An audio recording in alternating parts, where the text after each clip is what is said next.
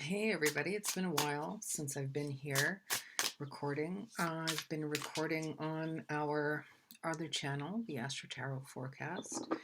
We've got a really exciting month of May if you want to watch that. The link is in the description box below.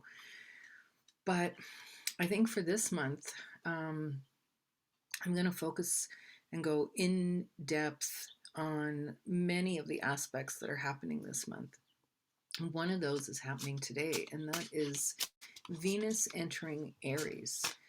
And that is such a strange, I don't know, it's a strange and exciting aspect because it's like this water and fire and masculine and feminine and, passive and active, all of these dualities coexisting in this one aspect today. And I mean, it's going to continue, but Venus does enter Aries today. And just even shuffling, when I picked up the deck, we have the Ace of Cups at the bottom of the deck. Now I've shuffled a little bit and we have the star here. And it's almost that exact energy. We've got the water, the emotions, all of those love and beauty, and finances, and then we've got the fire of a star, heat, action, that kind of thing. And then we've even got this fast energy underground, underneath as a subcurrent. So I've done a whole pile of readings today, and I had a whole pile of meetings, and everybody's feeling it. We've entered eclipse season, which just happened a couple of days ago. It was the second new moon in the month of April. Now we're in May, and we're going to have a full moon eclipse and then another new moon eclipse at the end of the month. So here we go. Let's just see. Let's see what we've got going on here for the collective. Right out of the gate, Emperor energy. That is Aries in itself. Okay.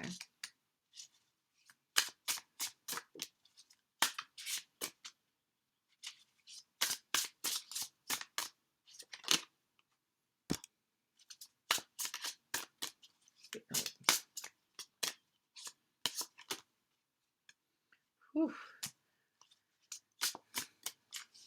If you're feeling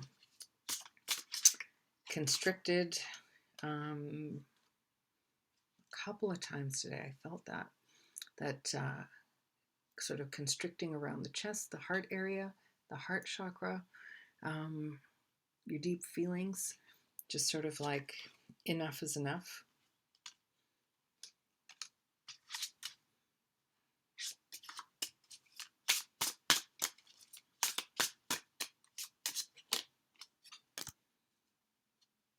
It's not light. It's not light energy at all. And when I say that, I don't mean that it's heavy in a negative sense. Okay, there we go.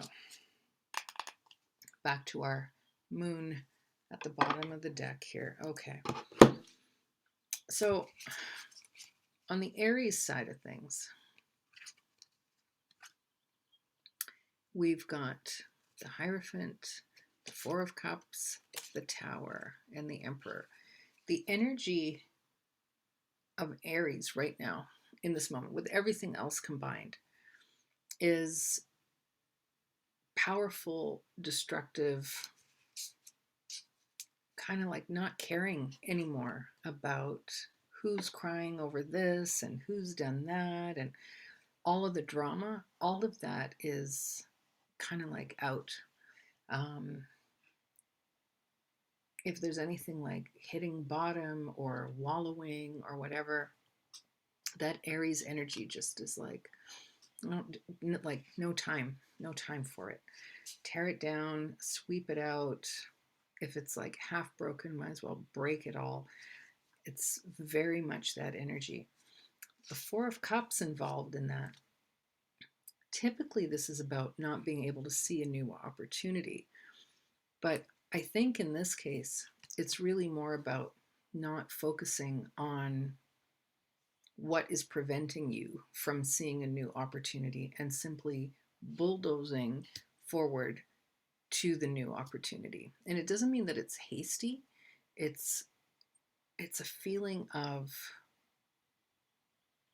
not letting that stuff drag you down. On the other side, and as soon as I pick up these cards, I feel that in my chest. So there is this Nine of Pentacles, very independent energy. It's also very prosperous. Venus, we always think of Venus and love and beauty, but it also controls money and prosperity and investments and financial mechanisms and things like that. So not only is this a very independent card, it is also about having more than enough. You know, you have just maybe only need 3 of these coins to make ends meet.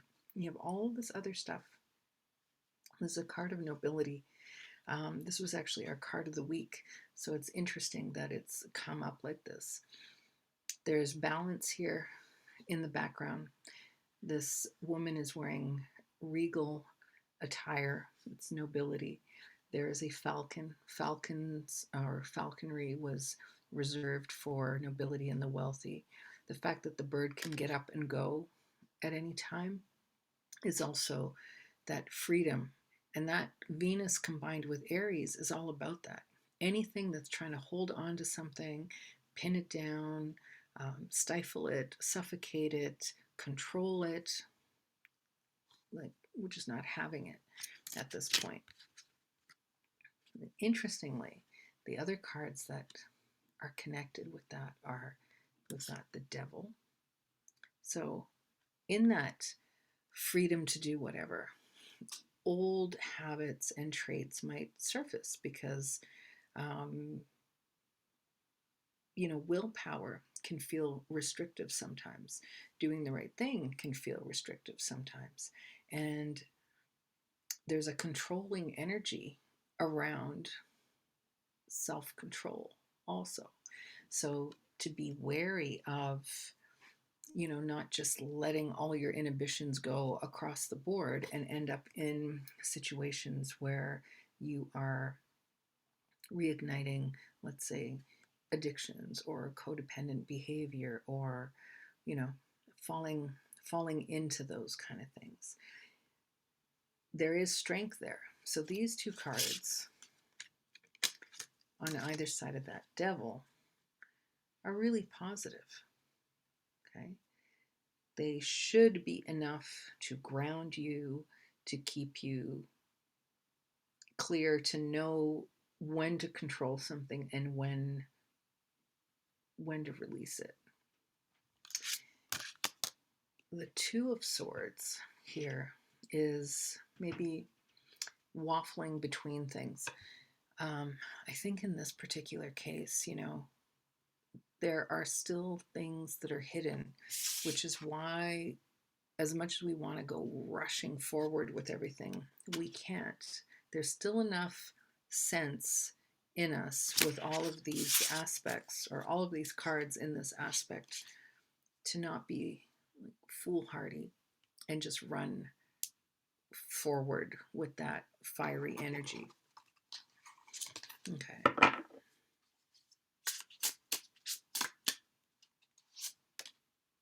The Hierophant again. Oof. Okay. Hold on. These are something. I don't know if we need all of these. I'm going to take only the first one. So the other one's just stuck to it.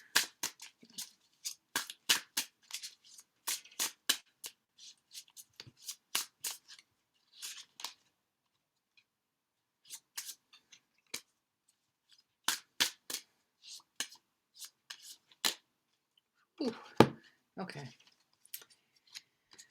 Okay. Having a hard time taking all that air in because it is kind of like, wow, like running at a high elevation all of a sudden. the high priestess is that higher elevation. It is the leveling up on all levels. This is spiritual, romantic, intellectual, everything. Whatever it is that you're focused on at this time, it's at a higher level. You're able to attain that higher level. The 3D has access to the 5D and can pull it down into a very tangible material sense. That veil between is minimal. It's like you can touch that ceiling and reach in. It's that kind of feeling. So on one hand, where there's that immense um, sort of potential energy, there's also, it almost feels like combustion in a way. And rather than it just like exploding in a destructive sense, it can be used to ignite something and keep it going. Think of striking a match. In that moment, that potential energy, it combusts. And there you have this, you could light something with it and then prolong that and cook or have a fire or, light a lantern or something like that. There's the Seven of Cups in connection with this energy is almost lusty.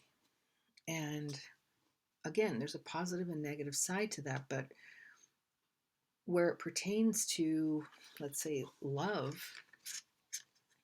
this is again a very fiery, creative, feminine energy mixed with the masculine. So although it feels weird, Venus in Aries, it's actually a really cool energy for a lot of things that you wanted to do, that you wanted to get over, that you wanted to manifest or create or inspire or to feel like your senses are heightened. And having the Two of Cups with the Sun in connection with that, this is really lovely, positive energy where you have reciprocity. If you are vibrating at a higher frequency and you don't have time for drama and you are getting rid of the fluff, the dust, the remnants, the residue, and you are forging ahead with that extra amount of power or potency, then it's not a negative thing. It is positive, and everything else sort of just gets cast aside. At the bottom of the deck, there's the Magician.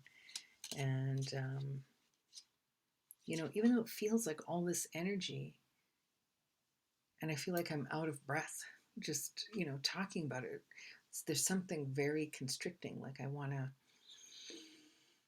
take in like a whole bunch of fresh air just to like clear it or expand my lungs, expand my heart chakra. There's also still this feeling of doing things for yourself, taking time to relax, taking time for self-care, sleeping really well at night. You do all that stuff in the daytime, go, go, go, and at night you just go to sleep. Your mind isn't occupied or preoccupied with incessant what ifs or the past or potential scenarios. Worry.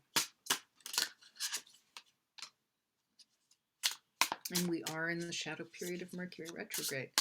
So stuff from the past is coming back. In the stuff that comes back from the past, if it's coming back already, you're not fooled by it. Sorry, the sun, of course, is coming in while I'm shooting this video. Okay, so that feeling of anxiety or staying up at night, this could feel a little bit like anxiety, but it's giving you the option. It's kind of like having not stage fright, but stage, the butterflies, the jitters before you go out on stage.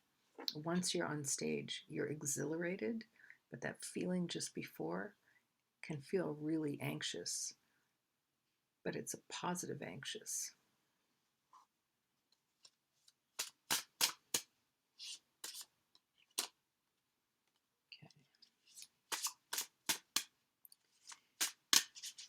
Be careful at this time overextending yourself financially with your boundaries. Keep your boundaries in place during this time. It is not a time to adjust those boundaries. Okay, so be careful. Keep everything to the letter. You know, keep everything. Don't adjust contracts. Don't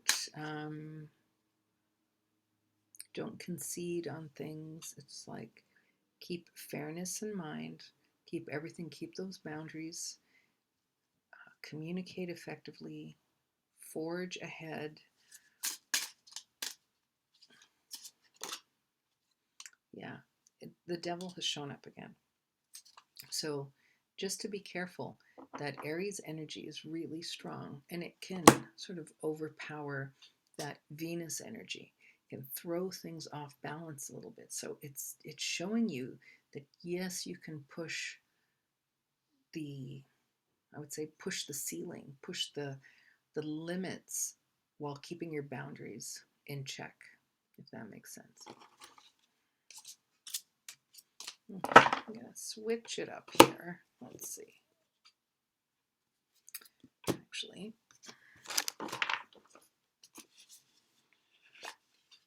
we'll use these, the Sacred Creator cards. These are more oracle cards.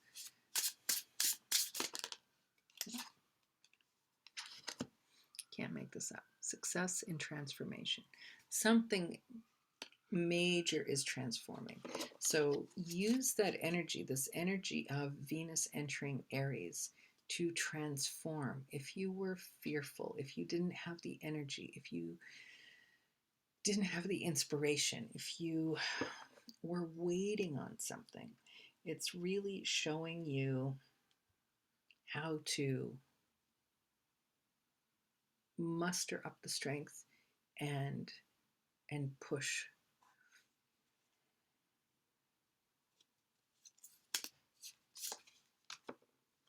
And then look at that. Shift the way to new potential. You notice there's a color similarity here. This is a lot to do with growth, the heart chakra, and also wealth and integrity.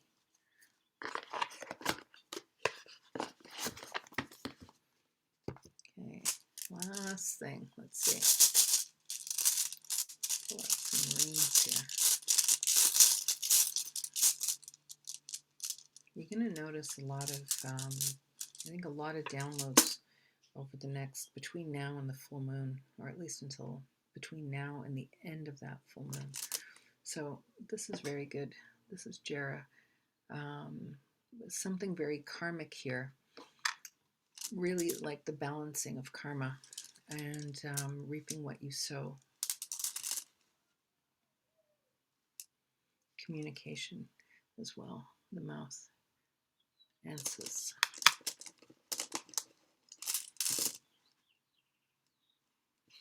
And Athel. So this is like humankind, legacy, the family would be, I always think of that similar to the Ten of Pentacles in the Tarot. Okay, so your lineage, legacy money, the things that you've built, where you're coming from, what you leave behind, what you leave for the next generation, and things like that. So this is a potent energy. I'm going to leave it there. There's a whole bunch of other aspects that I'm going to really dive into, So stay tuned, like, share, subscribe. I'm going to adjust the algorithms. That's so we can get more people seeing these videos. There's a little link to Patreon if you feel like buying me a coffee. I really love my coffee. Thank you. And what else?